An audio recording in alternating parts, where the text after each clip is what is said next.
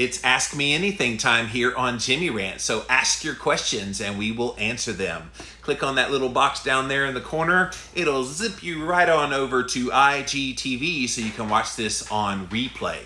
JimmyRants.com is the website, and as always, if you want to engage live in the content, you got to go follow me over on Instagram. I am at Living Low Carb Man, LIVINLOWCARBMAN. Once you're there, engage live, just like all these people coming in here, like Linda and Dansome, J. Cole, David, so many people coming in so fast, it's hard to keep up with you guys. So thank you guys for being here today on Jimmy Rants. We also simulcast live over here on my Facebook page, just like Faye, who just popped into my Facebook page. Thank you all for being here today. And then finally on my YouTube stream, the live stream, we have you guys there as well. So thank you all for being here today on Jimmy Rants. If you missed the live, you can watch it on replay on IGTV here on Instagram. We also put the past episodes up over on YouTube. If you type in a keyword Jimmy Rants, you will find the show. And finally, we have the best of the best of the best, all at the official website of Jimmy Rants. It's JimmyRants.com. Go check out all the past episodes. And yes, Mike, representing my team, Cowboys. All of the past episodes that we've done of this show on Jimmy Rants are at JimmyRants.com. And if you get value out of what we do here on this show, then add value back to me by clicking on the Patreon page, and really any amount that you can provide would be helpful. I looked it up the other day. If everybody that listened to Jimmy Rants and watched Jimmy Rants and got enjoyment out of this show, if everybody just contributed $1, it would go a long way, and I would never have to have any sponsors or anything. So that's kind of a shocking number when you think about it. Wow, just $1. But it does make a huge difference. So anything that you can do to help us keep this on the air, because we don't do sponsors on Jimmy Rants, would be greatly appreciated.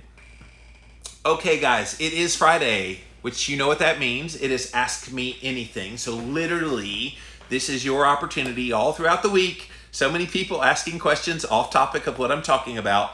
Today is your day. Every Friday, we give you the opportunity, the open floor, pretty much whatever you want to ask a question about.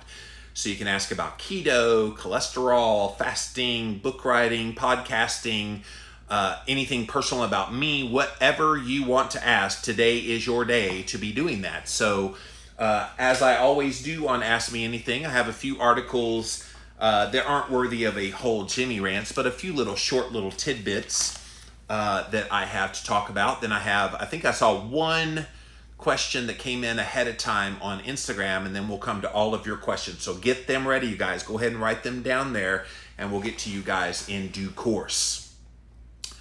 So this first one, I told you guys about this new group called Frontline COVID-19 Critical Care Working Group, and they have been trying to look at alternative ways to deal with COVID-19 that doesn't ultimately put patients on a respirator so that they eventually, half of them, die.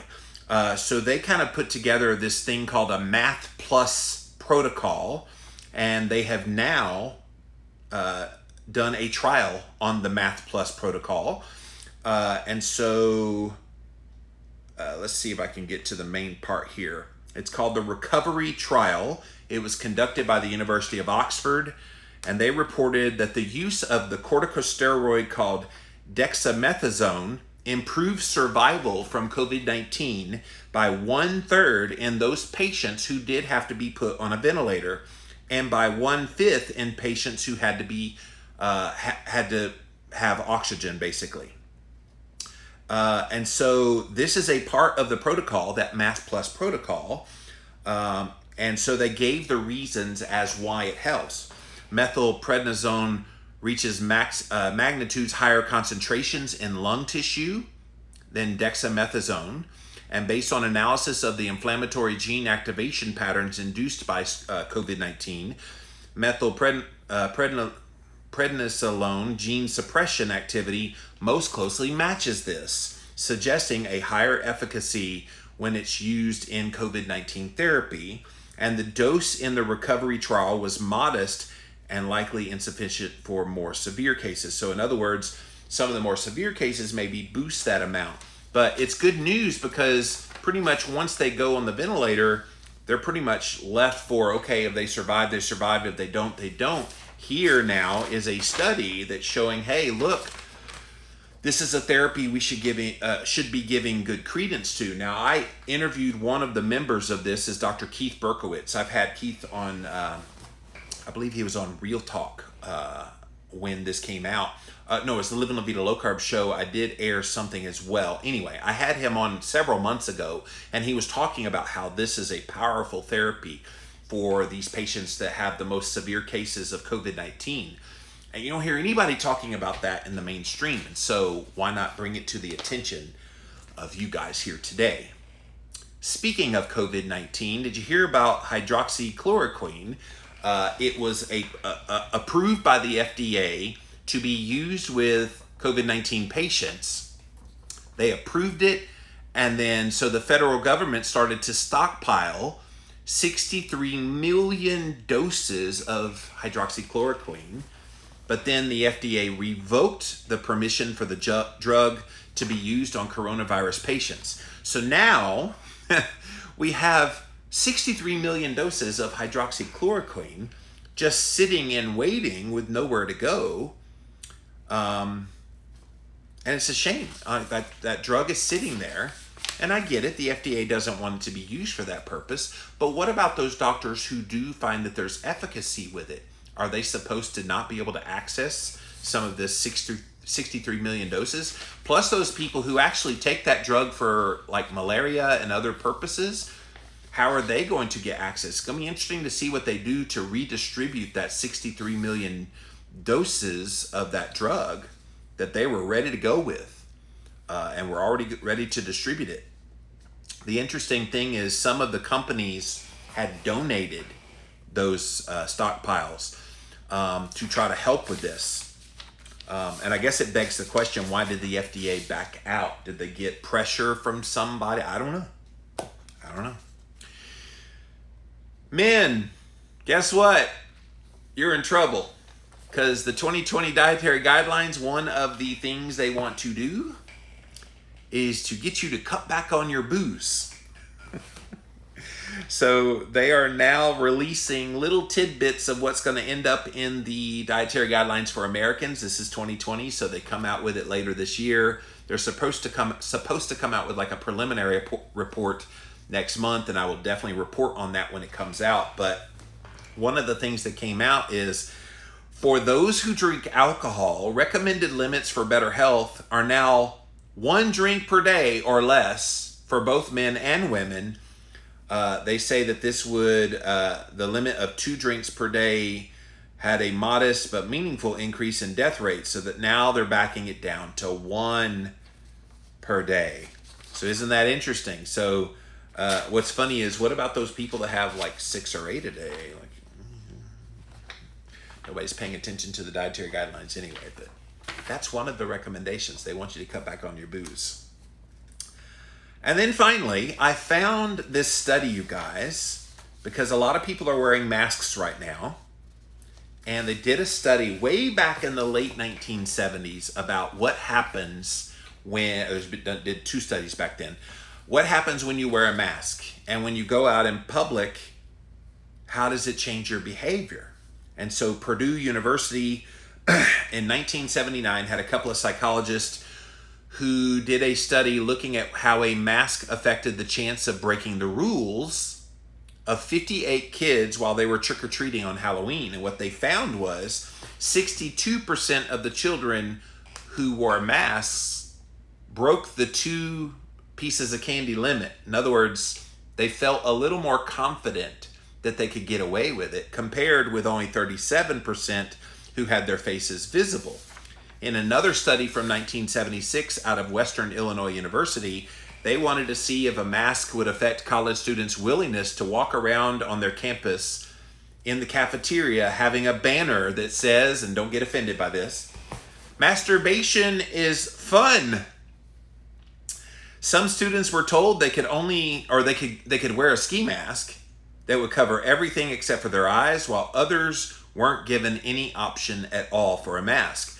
Not surprisingly, the ones who were allowed to wear a ski mask were willing to carry the sign for much less money, just under $30 on average for the mask wearers and almost $50 for the people not wearing a mask. So it's very interesting.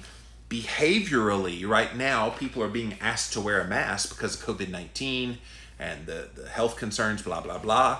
But how much of wearing a mask might be causing them to do a little more nefarious activity because they're emboldened being behind a mask? And I've thought about that seriously. Like all these people wearing a mask, all you see is their eyes. And what if they wear a mask and wear sunglasses? Then you don't see their eyes. What would stop somebody from using this COVID-19 crisis as a way to conveniently steal something or do some other criminal activity, and there'd be no way to facially identify them? It's kind of a concern if you stop and think about it. All right, that was all the articles I had. I did have one question come in here over here on Instagram, and I will remind you, this is Ask Me Anything, so this is your opportunity. If you just joined us, ask your questions. I can answer questions about keto, fasting, cholesterol, podcasting, book writing, pretty much anything personal about me.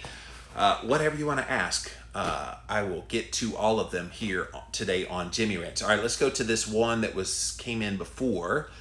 And this was a great question. Can you see a low-fat, low-carb diet working for a person who has hit a plateau? Okay, thank you, Danielle, or excuse me, Daniel. Great question, and this is something that commonly comes up.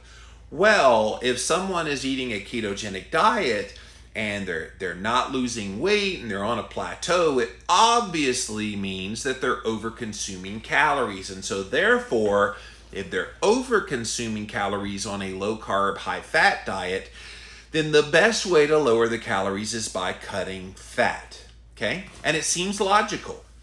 And I don't think it's the worst idea in the world to slightly cut back on fat. My problem is when you say low fat, what does that mean? We know low carb is generally 50 grams or less, most people under 20 grams, but low fat? What do you mean by that? Like some people would say 30% of calories or less coming from fat would be considered low fat. Some people say low fat. No.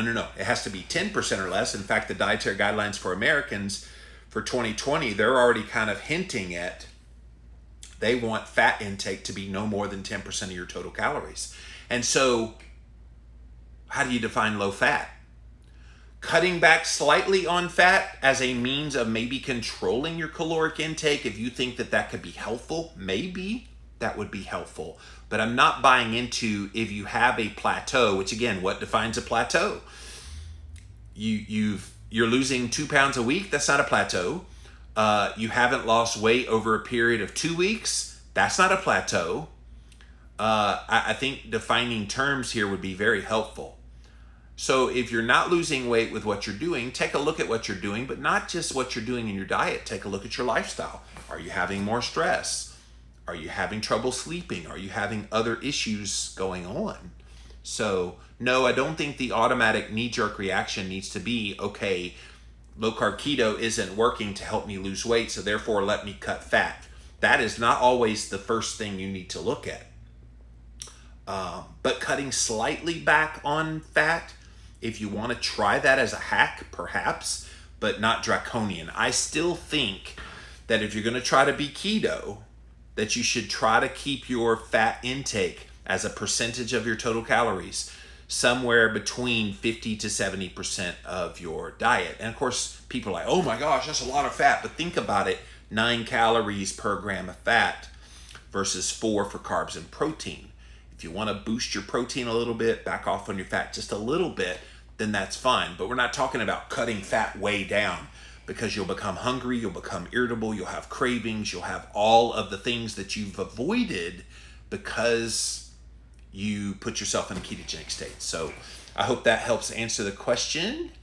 Now we're going to come to you guys to see what you guys have to say. So we're going to go to Instagram first, then over to Facebook, finally over to YouTube. Get your questions ready, you guys. I see here on Facebook you got a ton of questions coming in. So here we go.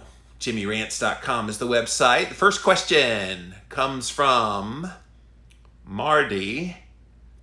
Can I drink apple cider vinegar every day for the rest of my life? Why not? ACV has so many great properties of regulating blood sugar, blood pressure, digestion. There's so many good properties to apple cider vinegar. I don't know why you would not want to include it in your diet on a daily basis. And so I know a lot of people do, and I think it's a great idea. It's a little bit bitter for those of you that have never had apple cider vinegar before. It can be bitter if you've never had it before, but if you think of it as a supplement, then certainly you can get used to it over time. But yeah, I think that's a great idea. Marnie says, have you had Carnivore Yogi's egg muffins yet? Go get the recipe on YouTube. OMG, so good. Yeah, I love Carnivore Yogi. She's wonderful out there doing lots of great work. I have seen the muffin recipe. I have seen the million people who have made her muffins. I do have backyard chickens, which gives me unlimited access to eggs. And I see that it takes quite a bit of egg yolks. So most of her recipe is egg yolks. And so, yeah, I've got a ton of eggs, and I've been trying to set aside time to make them. I have not made them yet, but I have seen all the people talking about it. So thank you, Marnie. Excellent idea. Again, that's Carnivore Yogi over on Instagram if you want to go check out her egg muffins.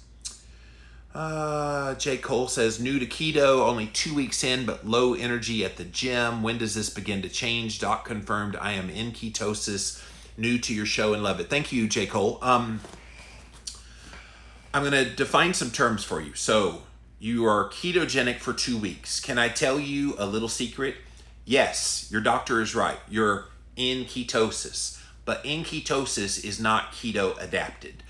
So people often say, well, I have ketones in my blood. I have measurable ketones. And if your doctor checked ketones, they might have only tested it in your urine and seen it in there. It's not really an accurate way to test. Early on, urine does tend to be a little bit higher. That's the acetoacetate that's showing up. If it's a blood marker, then it will come up as a number of 0.5 or higher. In ketosis means you have levels of ketones that are measurable. That's not the same as keto adapted. And this is why you're struggling at the gym with energy. Number one, you might not be eating enough, because one of the things that happens when you start eating this way is you spontaneously greatly reduce your energy intake.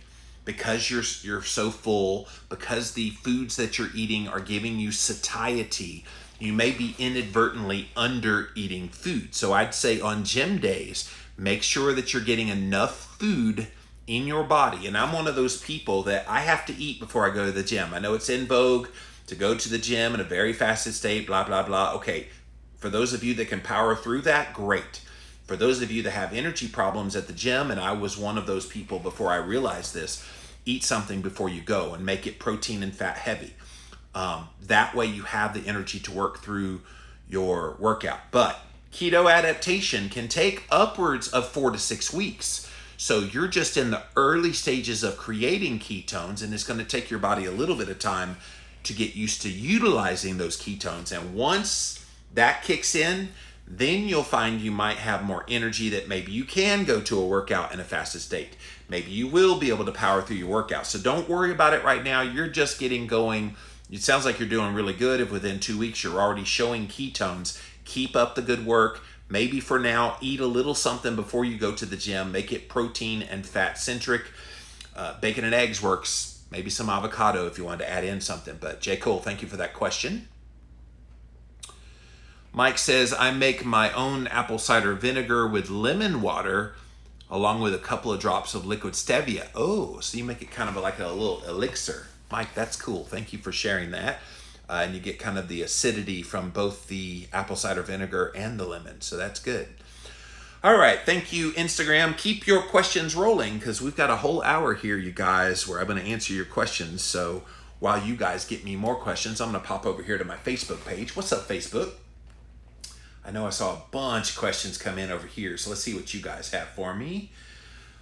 Abel says, I have a question about sleep. My Oura Ring readouts couldn't be more different from yours. I usually max out at about 6 hours of sleep, even if I'm in bed for 10 hours, literally.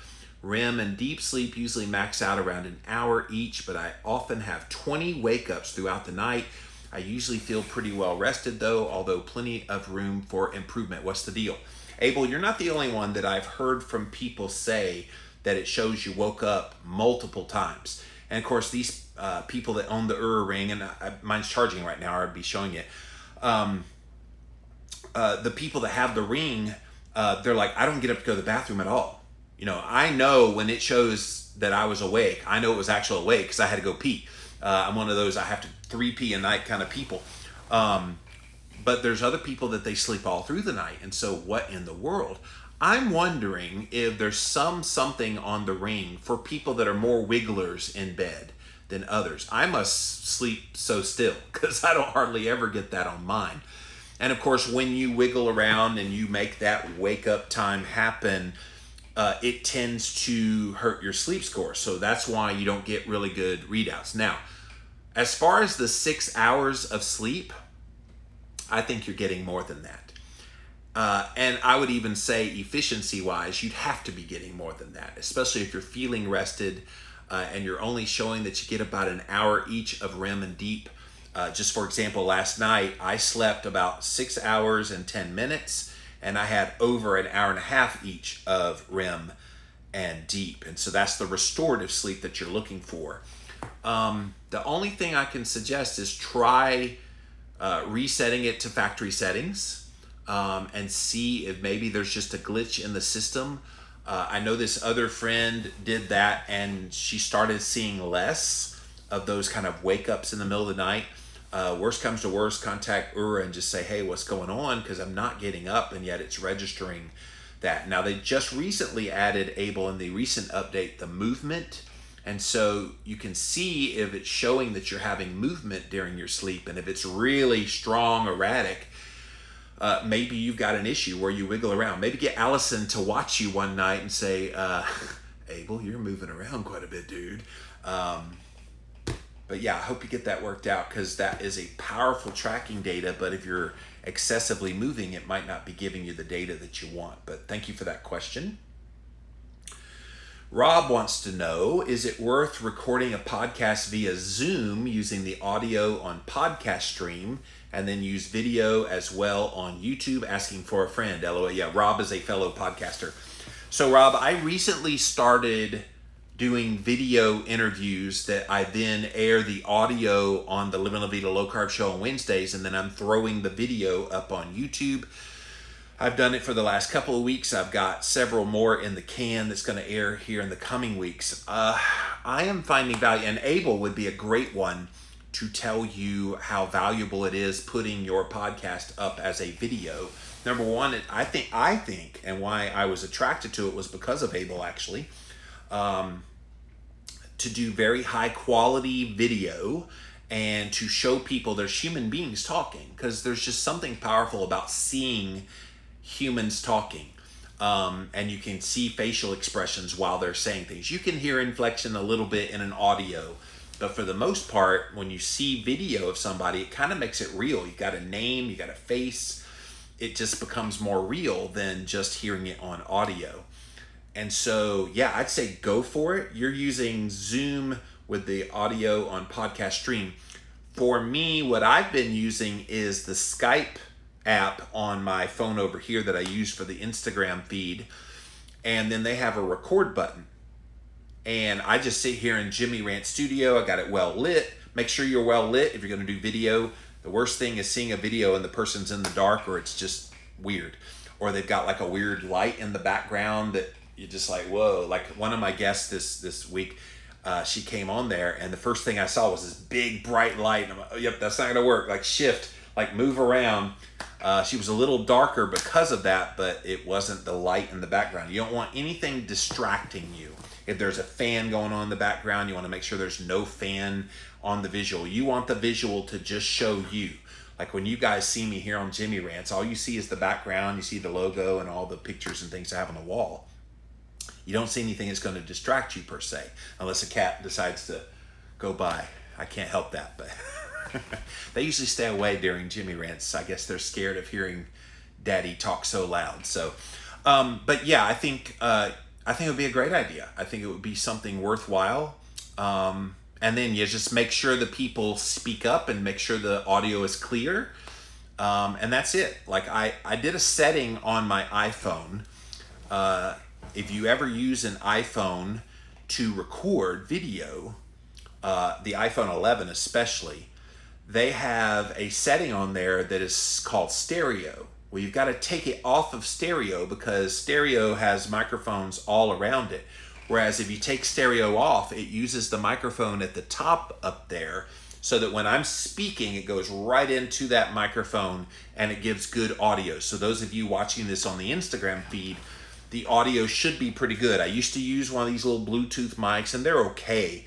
But once I took that stereo setting off, then that audio sounded really, really good over there. So I'm recording all of my podcasts. The only thing with the Skype setup is when they're talking and then I'm trying to talk, sometimes you don't hear both voices. So you kind of have to get used to that. And so shift your style. If you're used to kind of having conversations, shift your style so that you don't talk over them and then they can't be heard or you can't be heard. So I'm assuming Zoom has some of those same challenges, so just be aware of that. But yeah, go for it, man. I'm starting to see the value in having your information put out there in multiple formats. Amy says, I've been keto low carb for over 3 years, lost 50 pounds, but recently put on 20 pounds, I think because of hormones. Any thoughts on how to get this weight back off? I'm on is that a patch, estrogen patch? Is that what you're talking about? To regulate hormones. I think that keeps the weight on too. I've been exercising, very frustrating. Amy, can I tell you, you're not alone in the weight regain as of late. I have put on some weight as well over these past few months. And I think the stress of everything that's happening, it's inevitable that those of us that have dealt with weight and dealt with insulin resistance and dealt with some of the ramifications of poor choices from our past, the stress of what's happening in our world right now is wreaking havoc. I wouldn't immediately just say that it's just your hormones. Yes, your hormones are an issue, but don't neglect that the stress of just everything happening in the world right now is taking its toll. Now, you try to chill, you try to do all the relaxation things and everything that you can to chill out. But I think until this pressure of everything that's going on right now starts to let up, I think it's just inevitable that some of us are going to have that, let's hang on, let's not gain. And it's not because we've eaten anything bad. I've had some people lately say, well, you need to stop eating donuts. I'm like, I don't eat donuts. Like, why jump to that? Why assume that that's the first thing that you think is happening? It's unfortunate, but hang in there. Yes, your hormones, your estrogen patch probably is contributing a little bit to this, but I wouldn't try to change too much too fast because then you become neurotic about it, which adds even more stress to the situation.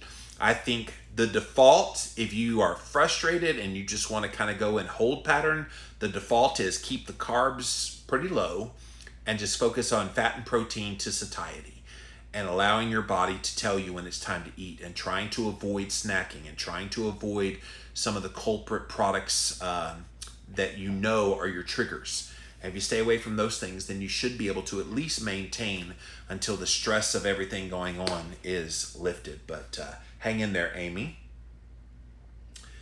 Kira says, I got my HSCRP, that is an inflammation marker, test results back. And they are CRP Ultra Quant value 1.4, and they say the standard range is under 5. What does that really mean if you know about this? Yes, I do know about this. 1.4 is good. It's a good job. Under 5, yeah, of course, mainstream standard range would be under 5. You probably want to be under 3, which you are at 1.4. Optimally, you want to see that HSCRP under 1.0. So 1.4 is not bad, Kira. You're doing a great job. And I know you've got some other health things going on. I think the other day you told me you had MS. So that could be pushing that level a little bit higher. But 1.4 is great. It means you're doing a great job in your keto diet. keep up the good work. But yeah, it is a key inflammation marker. 5.0 is way too high.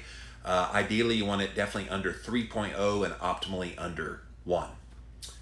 Abel says, yes, I'm a wiggler when I sleep. But yeah, there it is. So, Judy says, what's the difference in the ring you wear, the Oura Ring, and a Fitbit type of tracker? I use a Fitbit to track sleep and movement. When I started keto 2 years ago, I slept around 4 hours a night. I now sleep 6 to 7. Sleep makes such a difference in how you feel.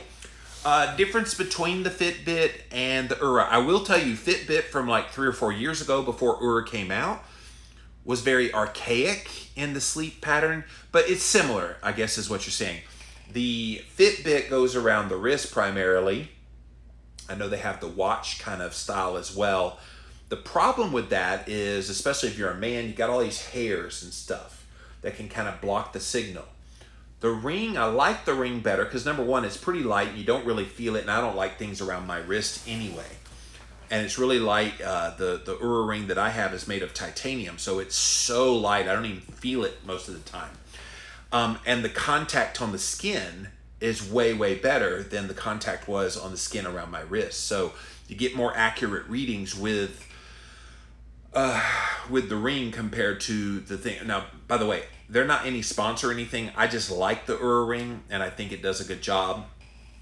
And it's quite durable, and it gives you a lot more than just the sleep cycle. You get body temperature and HRV and heart rate and just respirations. There's so many things you get on that, and they keep adding new things to it. So I don't know enough about the Fitbit now. I do know Fitbit has changed the look of their software to match what Oura does, so that's good. So I think it's good enough for you right now to track, Judy. But I like the Oura, and so I'm not really going to change from that. So true. If you put on weight, people think you're eating crap. Yeah, Amy, that's my lot in life. Like, everybody's like, you eat keto, you're not supposed to have fat on your body. And I'm like, okay, I wish there was a way I could get people to come live inside this body. And the assumptions that people make about those of us who still have some weight on our body, it's incredible that you jump straight to you must be eating junk food. And it's a product of our society. And by the way, next week on the Livin' La Vida Low Carb show, I have an expert coming on the show. This is no lie, you guys. We fat shame people. You want to know why? You want to know where that came from? And it's going to shock you with today's culture and what we're talking about. We fat shame people today because it used to be a way to racially be discriminatory towards black women. I'm not kidding you. That sounds so absurd, but fat shaming originally started with black women. And they told black women that they were savages if they had weight on their body. And so it became this negativity towards black women that then eventually became, when white people started getting fat as well, eventually became fat shaming for everybody. But it started as a racial thing. So I have an expert coming on the Livin' La Vida Low Carb show next week to talk about that. But that was a shock when I first heard about that. I was like, what? But it's amazing. It's really amazing. Thank you, Facebook. Let's pop over to my YouTube channel. I know I saw you guys bring me a few questions over here. Raj wants to know, is caffeine extract powder beneficial over black coffee? I don't know what benefits you're trying to get from either one of those things. I know some people, caffeine gives them energy, I suppose. But yeah, I would think if you get it from an extract powder or black coffee, it's 6 of one, half dozen another. Raj also wants to know, how much protein should you take in if you're on keto and want muscle building? I'm taking 100 grams of protein, 50 grams of net carbs, mainly from non-starchy veggies, and 90 grams of fat. So, great question. There is no formulation for all people, so that's kind of the challenge in answering that question. I will tell you, go look up a ketogenic bodybuilder over here on Instagram. He's all over the internet, but Keto Savage is Robert Sykes.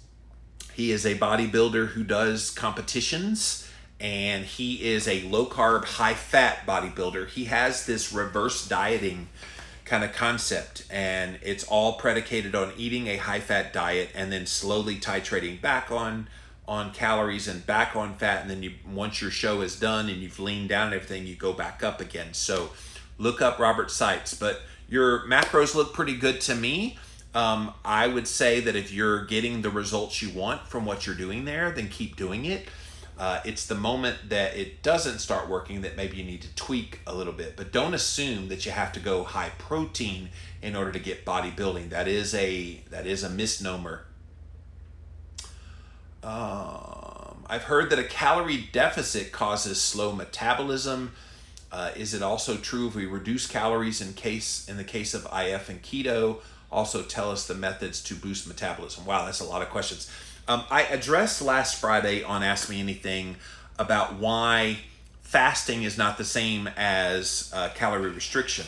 Because when you're fasting, you're taking in no food at all. You're taking in really nothing but water and salt. So even in an intermittent fast of let's say 18 hours in a day, you're doing water and salt. As long as you're taking in no calories, then you're eating within a 6-hour window. In those 6 hours, you're getting the calories you need for the day, and then you're fasting for the 18 hours. So there is no calorie reduction, there is no calorie restriction involved there. I would say if you're intermittent fasting and calorie restricting, you're setting yourself up for failure. You're setting yourself up for hunger, cravings, and at some point you're going to want to binge. And so don't do that. This is why when you intermittent fast, when you fast, when you feast. So in that 18 hours, totally fast, no food, no calories. Then in that 6-hour window, you eat all the adequate calories for the day. Okay? So I think that would be helpful. Now, as far as how you boost your metabolism, there's so many things you can do. Stick around on Jimmy Rants. We talk about it all the time. Johnny says, tips on how to stop a carb binge. It seems like I go 4 or 5 days, then something comes over me and I end up having a huge cheat binge. Can't break the cycle. And I would ask you, why do you cheat?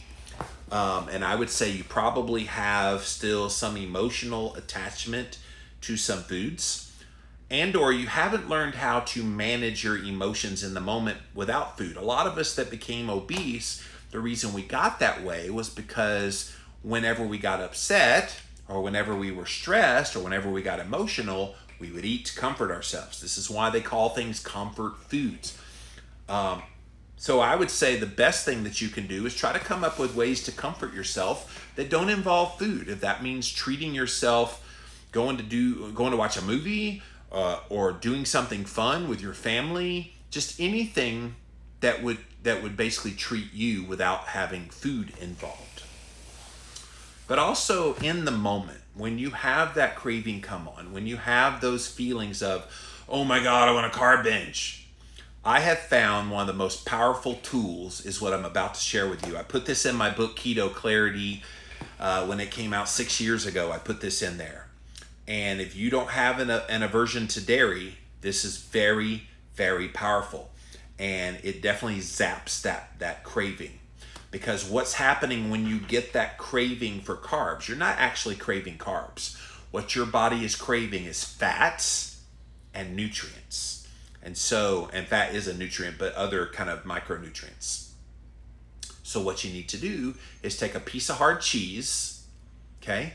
And then get some grass-fed butter. I like Kerrygold, but any grass-fed butter will do. Spread it on top of that cheese, and it's gonna be a little chunk of fatty cheese with that fat right there on top, and I want you to eat that. And you're going, what in the world does that do? Watch what happens when you put that in your mouth and you swallow that. When you're having carb cravings, within 10 to 15 minutes, you no longer want those carbs. It works like magic. I promise you, if you try that, it's going to zap those cravings. Now, keep in mind, again, when you have those cravings, you're going to have a lot of things where your body's trying to send you signals for food, and it's usually crappy food. You're actually missing micronutrients. So look up this book. by Julia Ross called The Craving Cure. And in there, she recommends various supplements that you can take that instantly will take away cravings. So a lot of really good resources out there. But Julia Ross, The Craving Cure is the one that I love the most. All right. Edith says, hi, I'm in the same situation you're in. I have to thank folks like you, Dr. Sean Baker, Dr. Atkins, for coming out. I'm now doing 23-1 fasting daily. I'm beating insulin resistance, which is great. Yes, that is so awesome. Well, good job. Good job. Thank you, YouTube. I'm going to pop back over to my Instagrammers. Let's see if you got any more questions for me, guys. Come see what you have to say. Dansum says, hello from the Netherlands. Thank you for being here. How did you realize through all your willingness to help people that being a public figure was the way to go? Oh, I was kicking and screaming becoming a public figure. In fact, when I first started Living La Vida Low Carb as a blog, I had just lost weight a few months prior, and I wasn't planning on being a public figure. I wanted to just share my story. And of course, this was 2005 that this happened. And so 2005, I was blogging, and blogging was kind of one of the things. They still had forums. MySpace was still a thing back in 2005.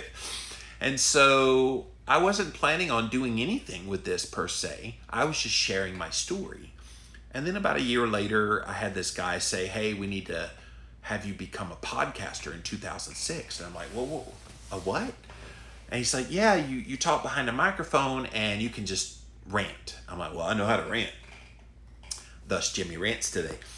And he's like, dude, I think you'd be good at it. It's kind of this emerging field of podcasting. I'm like, what is that? He's like, oh, it's like a radio show, except on demand. People can just go listen. Where do they listen? On their computer? Remember, iTunes didn't exist. The iPhone didn't exist yet. And so I just started doing that. And through that podcast is when people started hearing my voice and starting to learn more about me. I started being asked to come to different events. And it just grew from there. And then, of course, I became an author and then became a best-selling author. And it just kind of turned into this public figure thing. I never sought it out. And even today, I've gotten used to it because I've done it for a while, and I've been in kind of conferences and people wanting to meet a celebrity. That's still so weird to me that I'm looked at in that way. But no, I never sought it out. But I have always had a heart for people in everything that I do. And I feel like I have a gift of teaching. I feel like I know how to communicate clearly. And so why not use those skills? And see, here's the other thing. For the longest time in my life, I have felt inferior. I have felt like I've been held back because of my weight, because of kind of the expectations. I had childhood trauma where my dad said I would never amount to anything and that your life is worthless and useless. So when you hear these kinds of messages, you kind of believe them at one level. And so for me, that's kind of where I stayed for a while. But then at some point, I became empowered that no, damn it, I've got something to offer this world, and I'm going to use those gifts and talents that God has given me to be an agent of change for good. And ever since embracing those gifts and talents that I have, I now feel very confident in everything that I do, always reminding myself of why I'm doing this. It's not about the money, and I've been very successful and very blessed in my life in that way. And it's not really about the fame. I could care less if people know who Jimmy Moore is. I care about people. I care about giving them good information that can be helpful to them in their life, in their health journey. And I feel like that's my legacy in the world. If people say, I am better today because of something that I did. And so for me, the fame and the notoriety and being a public figure just comes along with that helping people. But my number one mission is and will always be, what can I do to help people? But thank you for that question. Uncut says, been doing keto for 3 years, thinking of testing a high carb day. Should I do high carb, low fat for just one meal or for a full day? I've heard differing opinions. So, great question. The last thing you want to do if you do high carb is to eat high fat. Because one of the fastest ways to really mess up your metabolism is to combine a high carb diet with a high fat diet. That is far worse than just about anything you could possibly do to yourself metabolically. It will pack on pounds fast, and it's just not good. Inflammation will go up, blood sugar, insulin, all the markers will get really bad. So don't do that. I would say yes, your strategy of doing high carb, you need to have a conjunctive lowering of the fat at the same time.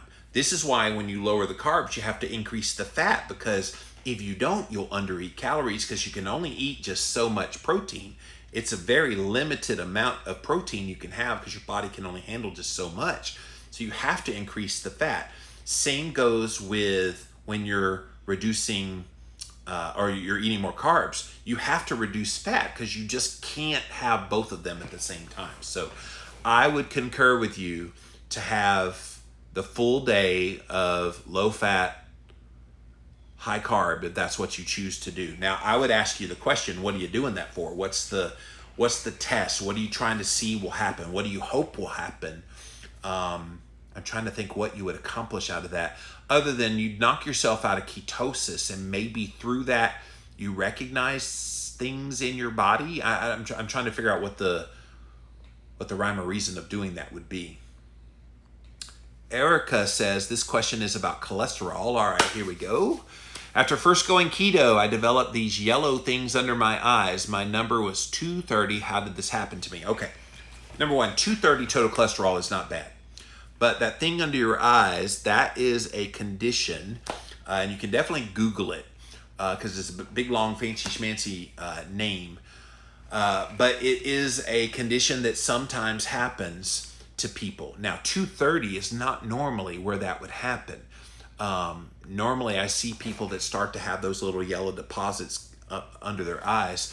That usually happens in the 700 to 800 range of total cholesterol. So I don't know if the two are related, but definitely Google the name of that condition. I know some people have kind of a genetic condition like that that can make them have those deposits under the eyes. But 230, I mean, 230 is nothing, Erica,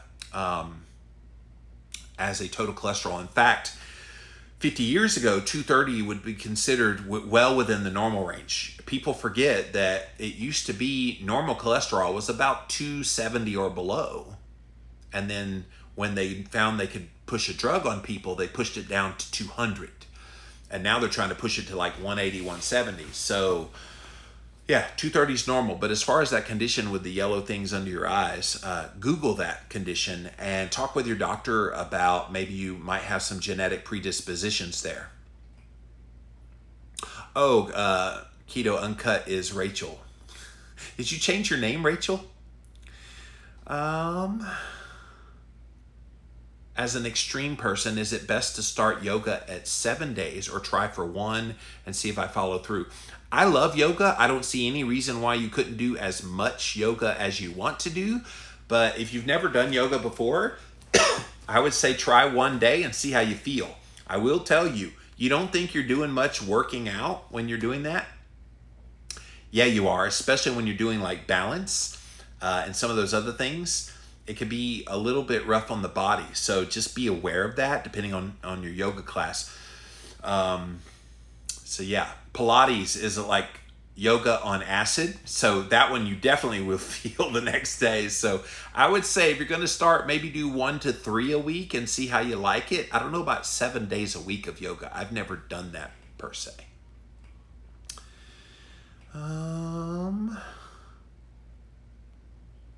Switch, Rachel said. Rachel, answer my questions about what the purpose of cycling in a high carb day would be, because I'm really interested in seeing why you want to do that. But let's see if we have any other questions. I don't see any new ones over here on Facebook. See if you guys got me any more over here. Oh, you did.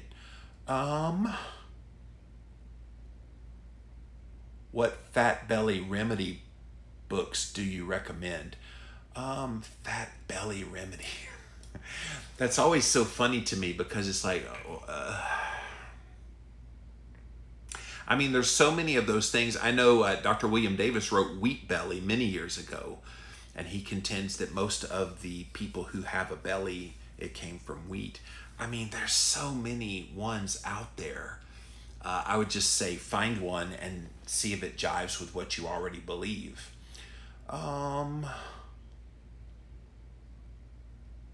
There's a book called Fat Cell Killer by Brad Pilon in the market. Yeah, Brad did the Eat, Stop, Eat, which was the first intermittent fasting book on the market.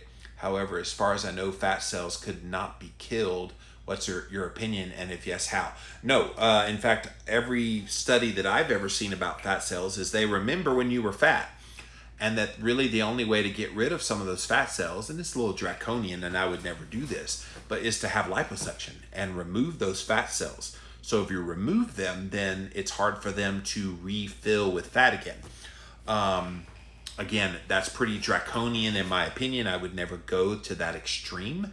But as far as I know, that's how you would get rid of them. There's no, other than fasting on a regular basis, kind of like cycling in long periods of fasting, you might be able to reduce them that way. But it's definitely a difficult issue for sure.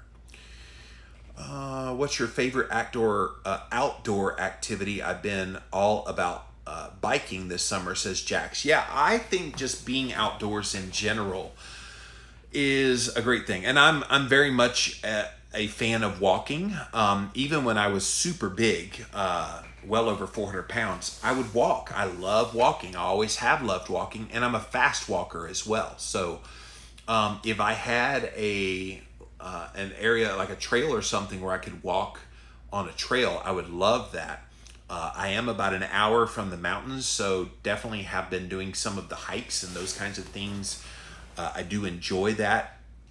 I just enjoy watching the scenery while you're walking around and hiking. It's just, it's a good way to do it. But really anything outside, you get the fresh air, you get the sun, you get all the components of that are healthy. So Erica says, thank you. I'm afraid of going to the doctor again. They didn't even go over the results with me, talking about her cholesterol, just prescribed meds I didn't take, but I am discouraged. Well, I'm sorry you're discouraged.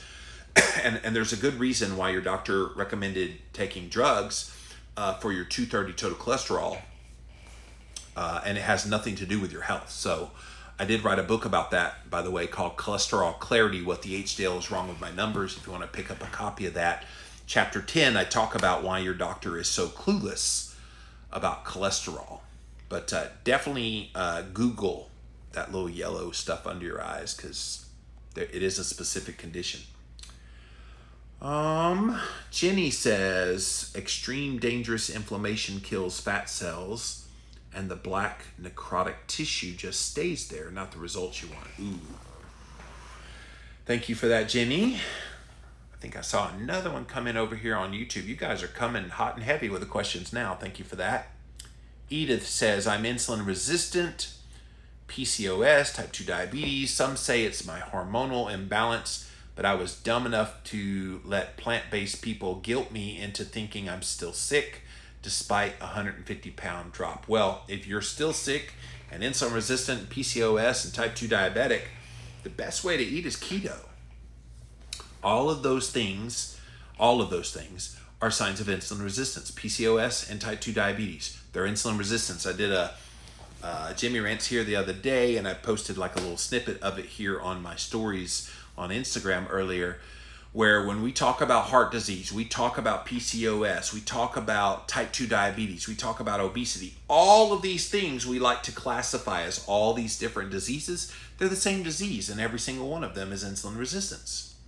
And so the moment we forget that insulin resistance is the key in all of them, we can't do anything about the underlying problem. And so the underlying problem is insulin resistance. But the problem with that is doctors don't know what to do with insulin resistance because they've not been trained in nutrition, which is the answer to insulin resistance. There's other things you can do for insulin resistance, but if you don't change your diet and you don't get the carbs low and you don't put your body into a fat burning state, then you can't possibly overcome the insulin resistance. There's no drug that's going to help. They try to put diabetics on metformin, and metformin's a great drug for what it does, but you could mimic the effects of metformin very well if you went keto before you develop type 2 diabetes. So it's not an easy answer.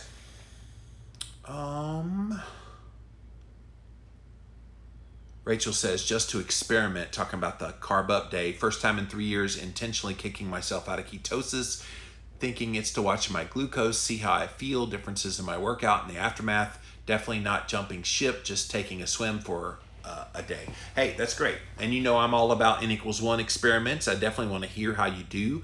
I'm going to predict you're going to feel crappy. You're going to be more hungry. You're going to have a propensity to want to snack. You will see a high fluctuation in your blood sugar, depending on what you eat. It will go very high in the blood sugar. You might even see some hypoglycemia. So I predict it's going to be a crash and burn, and you're going to realize, oh my God, why did I ever leave you keto? So let me know how that goes. All right, guys, that's it for this Ask Me Anything. It's always fun to come here on Friday, see what you guys have to say, what's on your mind. Maybe I need to let all this flat belly stuff go, given that diabetes is more a top priority. Thank you for that, Edith. I think we put too much emphasis on needing to be a certain size when people forget you need to be a certain health.